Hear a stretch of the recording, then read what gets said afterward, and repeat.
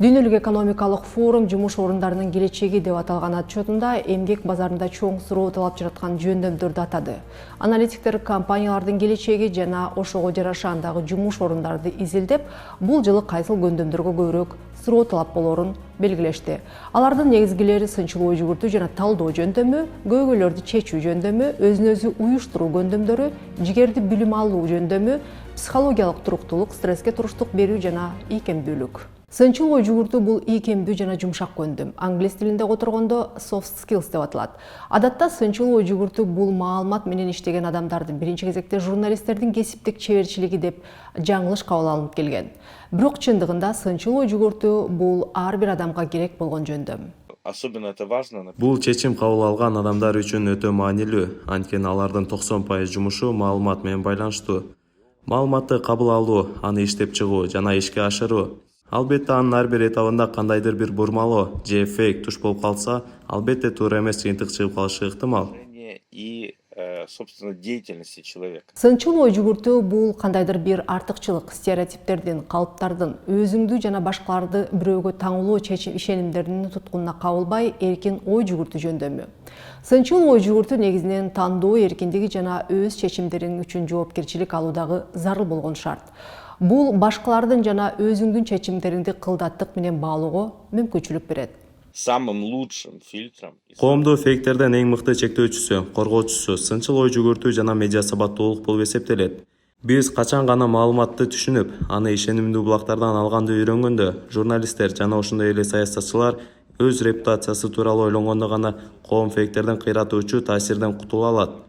Ал эми ар кайсы чектөөлөр, кайсы маалымат фейк же фейк эмес экендиги тууралуу маалымат бербейт. О том, что происходит вокруг нас.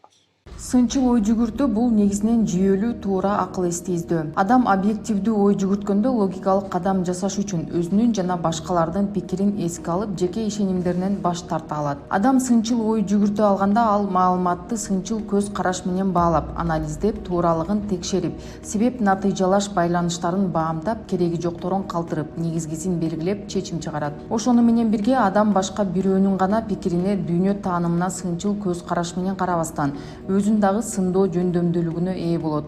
Сынчыл ой жүгүртүү шаблондуу пикирлерден арылтат. Айтмакчы, жакында жумуш издөө боюнча Орусиянын Superjob IT кызматы сынчыл ой жүгүртүүнү эң жогорку акы төлөнүүчү жөндөм деп атады.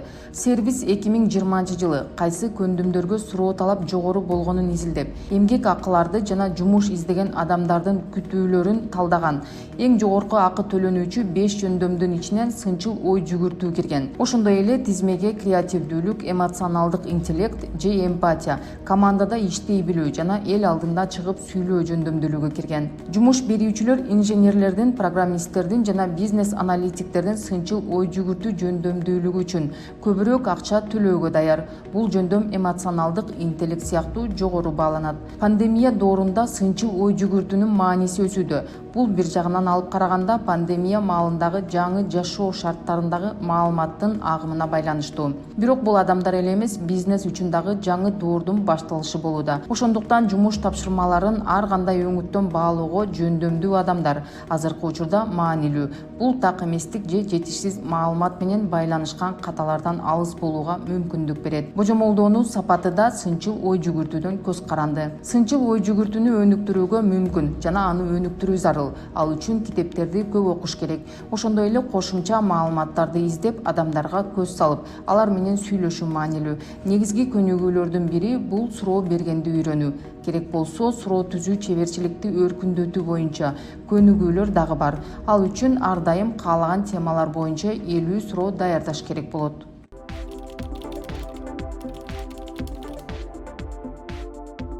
Реформа жүргүзүүдө кээ бир нерселер каражат талап кылбайт. Мисалы үчүн окуучунун өзүнө өзү жанакы кандай десек, өзүнө болгон ишеничин жоготуп койду ал документ. Мындай нерселерге каражат кереги жок. Же болбосо окуучунун критикалык ой жүгүртүүсүн өнүктүрүү. Буга каражат кереги жок. Албетте башында тренинг бериш керек мугалимдерге, анткени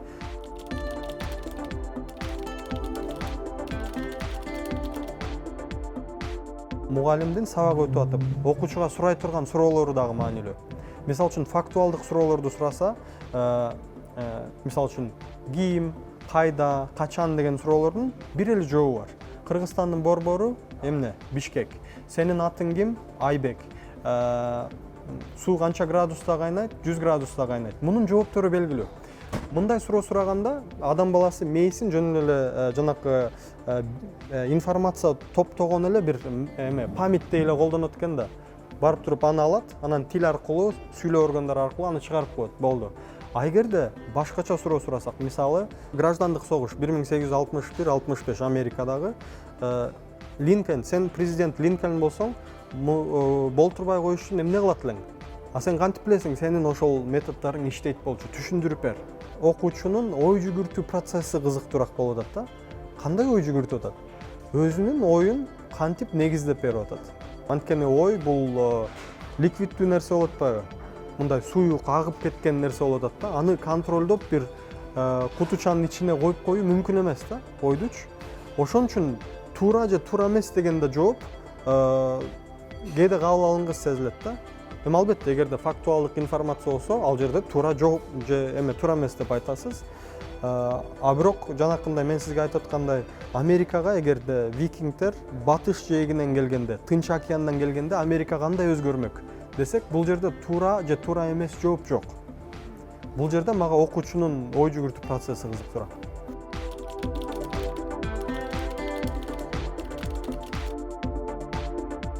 Анткени жаттоону алар rote learning деп коет, же болбосо mechanical learning деп коет. Механикалык түрдө жаттап даярданып алуу. Ал адатта ал балдар мисалы үчүн тесттерге же болбосо сабактарда 5 алат, тесттерде жогорку баа алат, бирок жаттап жаттама методу менен барышат да ал жергечи, жыйынтыкка. Ал эми ал формуладан тышкары болгон башкача бир суроо берип койсоңуз, өздөрүн жоготуп алышы мүмкүн. Анткени аны жаттаган эмес да, ага даяр эмес да. Ал эми жашоодо биз көрө албаган ар кандай сценарийлер болушу мүмкүн да. Биз ага кандай жооп беребиз, кандай даярдыктабыз, бул маанилүүрөөк. Ал эми жаттап формула боюнча жүрсөк, жашоо өзү формула боюнча жүрбөйт да.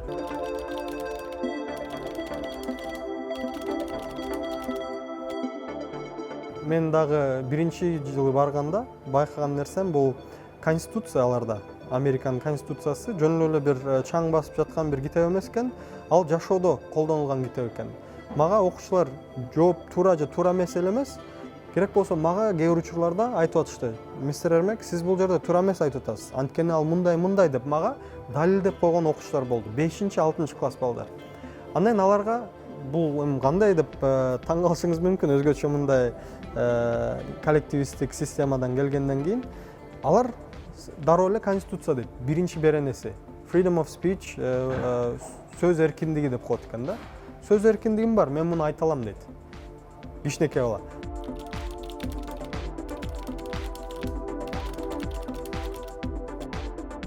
Менин таң калган нерсем өздөрүнүн укуктарын билүүсү жана сүйлөөдөн чегинбегени. Чегинбейт.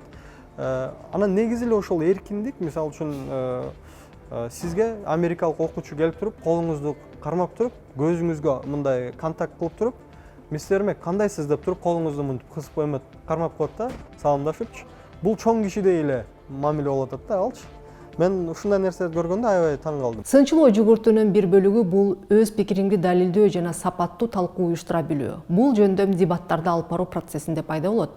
Мындан тышкары, дебаттык мелдештерге катышуу сынчыл ой жүгүртүүнү, эмпатияны, ар кандай адамдар менен байланышуу жөндөмдүүлөрүн дагы өнүктүрүүгө мүмкүнчүлүк берет. Дебаттарга катышуунун иштеген жумушка, карьерага, деги эле жашоого тийгизген пайдасы туурасында дебаттар боюнча эксперт Нурлан Абдалиев айтып берет.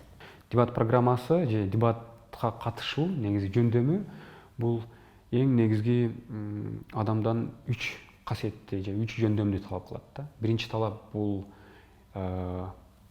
элдин алдына чыгып сүйлөө жөндөмү, элдин алдына чыгып эркин өзүнүн оюн далилдеп түшүндүрүп берүүгө жардам берүүчү жөндөм десек болот. Бул биринчи. Экинчиси бул критикалык ойлонуу деп коебуз муну. Критическое мышление орусча айта турган болсок, бул негизи өзүңдүн гана жагыңды далилдеп жактап берүү эмес, башка бирөөнүн деле ою кандай болушу мүмкүн.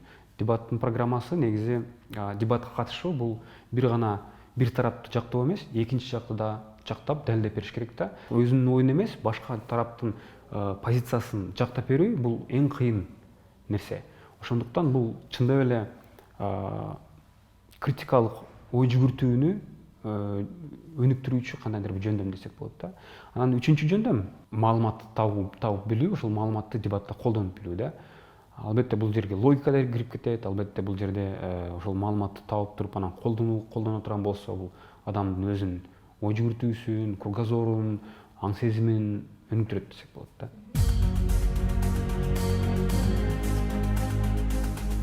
Дебатка катышып жүргөн адам, мен айтып кеткендей эле, эң биринчиден логикалык ой жүгүртүүсү өзгөрүлөт, өнүгөт. Экинчиден критикалык ой жүгүртүүсү пайда болот. Үчүнчүдөн адам элдин алдына чыгып сүйлөгөндө өз оюн далилдеп бергенге деле жөндөмдөр керек болот да. Себеби билем Кыргызстанда эмес, бирок бүткүл дүйнөдө, айрыкча батыш өлкөлөрүндө жумушка алганда бул ушул жөндөмдөрдү эң биринчи орунга коюшат экен. Албетте диплом керек, жогорку окуу, жогорку билим керек, кандайдыр бир тажрыйба деле керек болот. Бирок ошону менен бирге адам элдин алдына чыгып сүйлөп бергенге же критикалык ой жүгүртүүсү бар болсо, бул кандидат биздин жумушка татыктуу деген кандайдыр бир жыйынтыкка келишет да. Мунун бардыгын soft skill деп коебуз да. Soft skills бул башкача айтканда ошол адамдар менен карым катнашты түзгөнгө, ошолор менен сүйлөшүп баарлашып турганга жардам берген жөндөмдөрдүн бар топтому деп койсок болот.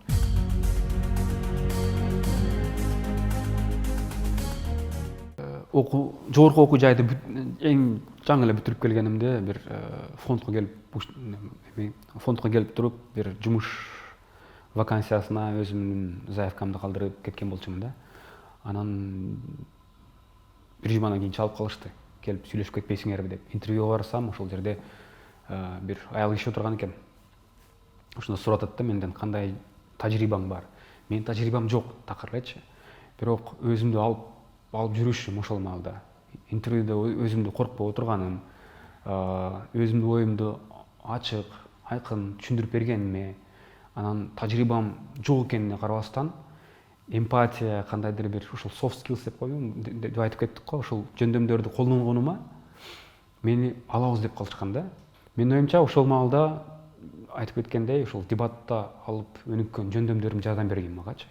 Ал жумушка мен барган эмесмин, себеби тажрыйбам жок болгон ошол маалдачы. Бирок интервью өтүп кеткен, интервью болуп атканда, интервьюнун жыйынтыгында мен алганга, ушул жумушка алганга даяр болгонум, менин оюмча бул дебатка барып жүргөн ушунчалык көп жылдарды кетиргеним чындап эле пайдалуу болгонуна дагы бир далил болду да мен үчүнчү. Менин оюмча бизнеске катышуу же кандайдыр бир өзүнүн бизнесин өнүктүрүү же башка бизнес партнерлор менен баарлашып сүйлөшкөн маалда деле жөндөмдөр жардам берет. Себеби адамдын көзүнө карап сүйлөп түшүндүрүп бере алабыз өз позициябызды. Керек болсо туура суроолорду беребиз. Логикалык ой жүгүртүүбүз бар, критикалык ой жүгүртүүбүз бар. Башкача айтканда, бул адам чындап эле эгерде өзүнө ишенсе, каалаган бизнес сүйлөшүүлөрдү жүргүзүп кете алат да. Билим берүү, медиа сабаттуулукка байланышкан ушул жана башка актуалдуу темалар ММКларды колдоо борбору менен Капитал командасынын биргелешкен долбоорунун алкагында даярдалууда.